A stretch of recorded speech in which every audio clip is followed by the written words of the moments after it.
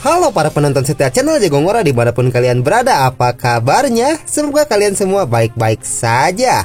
Karena kali ini kita akan melanjutkan kembali alur cerita manhwa The Great Saga Yaeyun episode ke-7, dimana pada episode sebelumnya Yaeyun menghabisi dua orang utusan dari keluarga Yang, yaitu si Tergos Hideng dan juga Cheng Ho, dengan menyerap energi spiritual di tubuh mereka, sehingga Yaeyun pun kembali menerobos ke ranah kiblat tahap kedua. Yaeyun juga memberikan hukuman penghapusan basis kultivasi kepada para tetua yang telah berkhianat dan memenjarakan mereka seumur hidup di penjara bawah tanah. Karena Yaeyun telah memprovokasi keluarga Yang, di mana mereka memiliki banyak kultivator di ranah kiblat, Yaeyun pun berniat untuk pergi ke gua rahasia Black Moon yang akan dibuka 10 hari lagi untuk meningkatkan basis kultivasi miliknya. Bagaimanakah persiapan Yaeyun untuk menghadapi pertempuran dengan keluarga Yang? Tanpa banyak berbasa-basi lagi, kita langsung saja menuju ke pembahasannya. Cerita berlanjut. Karena gua rahasia Black Moon akan dibuka 10 hari lagi, Yaeyun pun pergi ke air terjun spiritual untuk mencari harta karun di sana. Setelah sistem mendeteksi kalau di tempat itu terdapat sebuah harta karun yang sangat langka. Tanpa membuang-buang waktu lagi, Yaeyun langsung menyelam ke bawah air terjun dan langsung terlihat harta karun yang terlihat berada di dasar air terjun spiritual tersebut. Yaeyun pun menatap lurus ke arah harta karun itu dan berkata di dalam hatinya, "Untungnya aku meminum pil yang bisa menambah kapasitas paru-paruku dalam waktu yang terbatas, sehingga aku bisa menyelam untuk mencari harta karun langka yang tersimpan di dasar air terjun spiritual ini." Setelah Yaeyun mendekati tempat harta karun itu berada, muncul notifikasi yang mengatakan terdeteksi ada harta karun di arah selatan. Dan Yaeyun yang sudah melihat dengan jelas harta karun itu, dia mengabaikan notifikasi dari sistem dan terus menyelam ke dasar air kolam terjun tersebut. Hingga akhirnya Yaeyun hampir bisa mencapai harta karun tersebut yang terlihat mengeluarkan cahaya yang cukup terang meskipun berada di dalam kegelapan kolam air terjun spiritual. Lalu Yaeyun pun langsung menyerap harta karun yang berbentuk seperti mutiara raksasa itu dan berkata di dalam hatinya, "Aku benar-benar tidak pernah menyangka kalau ada harta karun yang sangat berharga di dasar danau air terjun spiritual ini." Dibarengi dengan munculnya notifikasi yang mengatakan, "Selamat, Anda berhasil melahap mutiara berumur ribuan tahun. Anda mendapatkan 4000 XP point." Setelah berhasil melahapnya, Yaeyun pun bergegas berenang ke permukaan. Karena efek dari pil penambah kapasitas paru-paru yang diminumnya hampir habis, dan Yaeyun pun kembali berkata di dalam hatinya, "Berkat berbagai macam harta karun yang telah aku dapatkan di kolam air terjun spiritual ini, aku berhasil menerobos ke tahap ketiga ranah kiblat." Status win of Yaeyun saat ini adalah nama player Yaeyun, ranah kultivasi tahap ketiga ranah kiblat, XP point saat ini 15.000 dari 30.000 yang dibutuhkan untuk menerobos ke tahap berikutnya. Senjata, pedang Spirit Execution tingkat 3, teknik yang diwariskan yaitu Peiyun Art kategori Yellow Rank, seni bela diri, teknik Spirit Glow Sword Art kategori Mysterious Rank, telapak racun api kategori Mysterious Rank, hentakan gempa bumi kategori Yellow Rank, dan auman singa kategori Yellow Rank. Teknik Divine, kecepatan serangan jutaan kali lipat, dan saat ini Anda bisa meningkatkan kecepatan serangan sebesar 5 kali lipat. Kemudian Yaeyun pun akhirnya sampai ke permukaan dan langsung menghirup napas panjang setelah sebelumnya Yaeyun menahan napas dalam waktu yang cukup lama saat dia mencari beberapa harta karun yang ada di dasar kolam air terjun spiritual tersebut. Tapi di saat Yaeyun melihat ke atas, Yaeyun pun merasa cukup terkejut karena dia melihat susu yang cukup montok dan gadis itu hanya memakan pakaian dalamnya saja. Siapa gadis ini? Karena sebelum aku menyelam dia tidak ada di sana, ucap Yaeyun di dalam hatinya. Lalu gadis itu pun langsung menoleh ke arah Yaeyun yang tiba-tiba saja muncul dari dalam air, dan wajah gadis itu terlihat cukup terkejut karena dia tidak menyangka kalau akan ada muncul seorang pria dari dalam air. Tentu saja, gadis itu pun langsung menutupi bagian susunya karena saat ini dia sedang memakai pakaian dalam yang tipis, ditambah lagi baju yang sedang dikenakannya itu basah sehingga setiap lekukan di tubuhnya bisa terlihat. Gadis itu berkata, "Dasar orang bejat yang tidak tahu malu, berani-beraninya kau mengintip seseorang yang sedang mandi." Lalu Yaeyun pun langsung berlari dari sana sambil berkata, "Nona, kau telah salah paham, karena semua ini tidak seperti yang sedang kau pikirkan." Gadis itu menjawab, "Tutup mulut busukmu dasar bajingan, dan jangan berharap kau bisa melarikan diri dariku." Gadis itu pun langsung memasang kuda-kuda untuk menyerang Yaeyun dan kembali berkata, "Hukuman yang pantas untuk seorang bajingan sepertimu adalah kematian, jadi bersiaplah untuk mati di sini." Melihat gadis itu yang berniat untuk menyerangnya, Yeyun pun langsung berbalik dan menahan tangannya sambil berkata, "Sudah aku bilang kalau semua ini salah paham. Apakah kau akan menghabisi seseorang karena hal seperti itu?" Tapi tiba-tiba saja gadis itu langsung memuntahkan darah dari mulutnya di saat dia memusatkan energi spiritual untuk menyerang Yeyun, sehingga luka yang sedang dialaminya pun kembali terbuka. Lalu gadis itu pun langsung terjatuh di pelukan Yeyun karena dia terlihat sangat lemah, dan Yeyun pun bertanya kepadanya, "Nona, apakah kau baik-baik saja?" Dengan napas yang terengah-engah, gadis itu menjawab, "Itu semua bukan urusanmu, cepat lepaskan aku." Akhirnya Yeyun pun menyadari kalau gadis itu sedang terluka dan berkata di dalam hatinya, "Ada luka tebasan pedang di bahunya, dan luka ini terlihat cukup dalam. Jadi pantas saja dia terlihat sangat lemah seperti ini." Sementara itu, terlihat sekelompok bandit gunung yang sedang menuju ke tempat Yeyun berada, dan si bos bandit pun berkata, "Kalian semua, cepat cari gadis itu.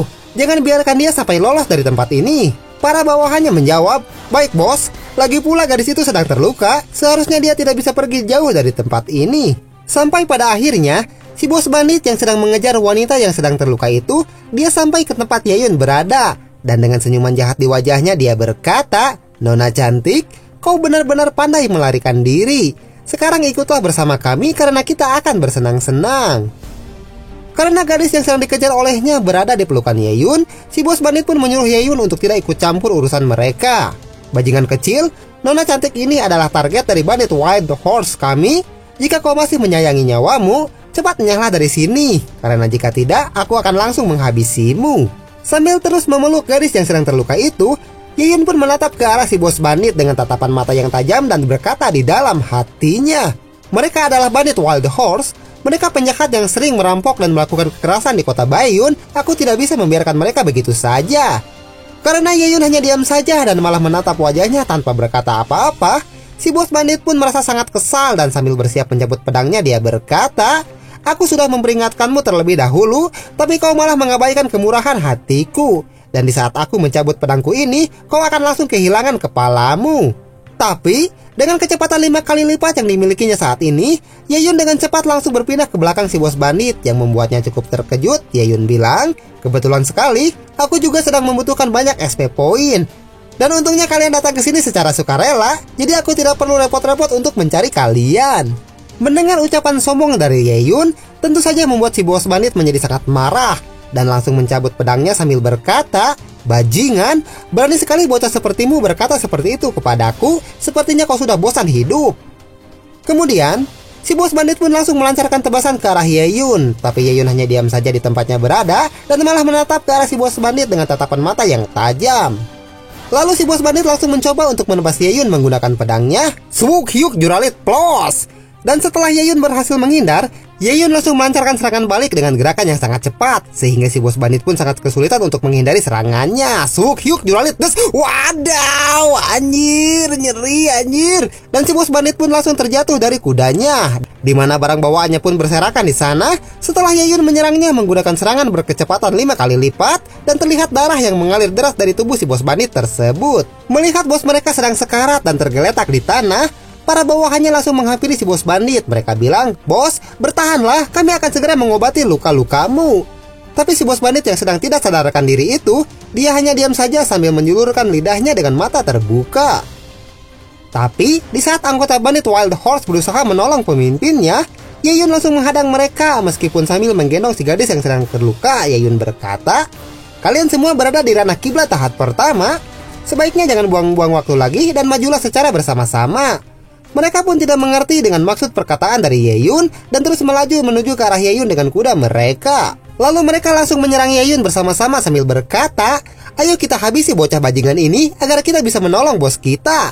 Temannya menambahkan, "Itu benar, kita harus membalas penghinaan ini dengan menghabisinya. Lalu setelah itu, kita akan mencari keluarganya dan membantai mereka semua." Melihat para anggota bandit Wild Horse yang mencoba untuk menyerangnya secara bersamaan, Yeyun hanya menatap ke arah mereka dengan tatapan mata yang tajam dan berkata di dalam hatinya, "Kalian terlalu mengandalkan keberuntungan. Apakah kalian berpikir dengan kemampuan kalian saat ini bisa mendaratkan satu serangan saja kepadaku?" Lalu Yeyun pun langsung menghajar mereka yang mencoba untuk menyerangnya dari berbagai arah. Swug Hyuk Juralit Des. Wadaw, anjir. Dan para anggota bandit Wild Horse pun langsung terpental dari sana. Setelah Yayun mendaratkan tebasan pedangnya di tubuh mereka dengan serangan berkecepatan 5 kali lipat yang tentu saja tidak akan bisa dihindari oleh mereka. Kemudian muncul notifikasi di hadapan Yayun yang mengatakan skill melahap siap untuk digunakan. Saat ini ada 7 orang anggota bandit Wild Horse yang siap dilahap secara bersamaan. Apakah Anda ingin melahap mereka semua? Melihat notifikasi itu, Yayun pun tertegun sejenak dan berkata di dalam hatinya, "Oh, ternyata skill melahap bisa menyerap energi spiritual lebih dari 1 orang saja. Apakah ini karena aku telah berhasil menerobos ke tahap ketiga ranah kiblat, sehingga sekarang aku bisa menyerap energi spiritual lebih dari 1 orang dalam sekali penggunaan?" Lalu Yayun pun langsung menggunakan skill melahap miliknya untuk menyerap energi spiritual dari semua orang anggota bandit Wild Horse yang ada di sana. Dia bilang, "Baiklah kalau begitu, karena skill melahapku telah naik level ke level selanjutnya, jadi itu bisa menghemat waktuku untuk menyerap semua energi spiritual milik kalian semua sekaligus." Setelah Yayun berhasil menyerap semua energi spiritual milik mereka, muncul notifikasi yang mengatakan, "Melahap selesai, Anda mendapatkan 220.000 XP poin. Selamat, karena ambang batas poin telah terlewati, Anda berhasil menerobos ke tahap keempat ranah kiblat." Kemudian, Yayun pun pergi meninggalkan tempat itu sambil menggendong si gadis yang sedang terluka di pangkuannya dan meninggalkan mayat dari anggota bandit Wild Horse yang sudah tidak bernyawa lagi setelah Yayun menyerap semua energi spiritual yang mereka miliki. Meskipun level mereka masih dibilang sampah, tapi karena jumlah mereka cukup banyak, itu sudah cukup untuk membantuku menerobos ke tahap keempat ranah kiblat, ucap Yayun di dalam hatinya. Setelah beberapa waktu berlalu, Yayun pun berniat untuk kembali pulang. Dan terlihat si gadis yang tadi sempat terluka itu pun langsung mengejarnya. Dia bilang, "Kenapa kau sangat terburu-buru seperti itu? Tunggu dulu sebentar, karena ada hal yang ingin aku sampaikan." Yayun pun langsung berhenti dan menoleh ke belakang, sementara si gadis itu melanjutkan perkataannya. "Aku mau mengucapkan terima kasih karena kau telah menyembuhkan lukaku, dan kau juga telah menyelamatkanku dari kekejaman mereka. Aku merasa sangat malu karena sebelumnya telah salah paham kepadamu, jadi aku juga mau meminta maaf untuk hal itu. Perkenalkan, namaku adalah Qin Yao. Kalau boleh tahu, siapa namamu dan dari mana kau berasal?"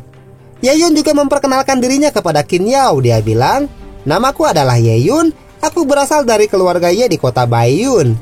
Aku juga mau mengucapkan terima kasih kepadamu. Karena berkat dirimu, aku bisa menghabisi bandit Wild Horse tanpa perlu bersusah payah mencari mereka. Karena selama ini mereka sering melakukan kejahatan di wilayah kota Baiyun. Jadi aku melakukan hal ini untuk membuat semua warga di kota kami merasa aman mulai dari sekarang." Qin Yao pun cukup terkejut setelah mengetahui Yayun berasal dari keluarga Ye dan berkata di dalam hatinya, "Oh, rupanya dia berasal dari keluarga Ye. Aku tidak tahu kalau mereka memiliki seseorang yang sangat berbakat sepertinya." Qin Yao pun kembali berkata, "Ngomong-ngomong, aku berasal dari sekte Kai Yuan di wilayah Qinyang. Dan aku datang ke sini bersama para tetua untuk merekrut murid-murid yang berbakat. Bagaimana kalau kau mendaftar di sekte kami?" Tapi sebelum Yayun menjawab perkataan dari Qin Yao kepadanya, tiba-tiba saja muncul beberapa kembang api di atas langit, di mana kembang api itu digunakan oleh seseorang untuk memberitahukan kalau ada hal buruk yang sedang terjadi dan meminta bantuan kepada orang yang melihatnya. Tentu saja, Yayun pun langsung menyadari kalau sedang terjadi sesuatu dan berkata di dalam hatinya, "Oh, tidak, sesuatu yang buruk sedang terjadi. Karena jika tidak terjadi apa-apa, mereka tidak akan menggunakan kembang api ini untuk meminta bantuan." Kemudian, Yayun pun langsung berlari untuk bergegas menuju ke lokasi dan berpamitan kepada Qin Yao. "Nona, aku sedang terburu-buru, jadi sampai jumpa lagi di lain kesempatan."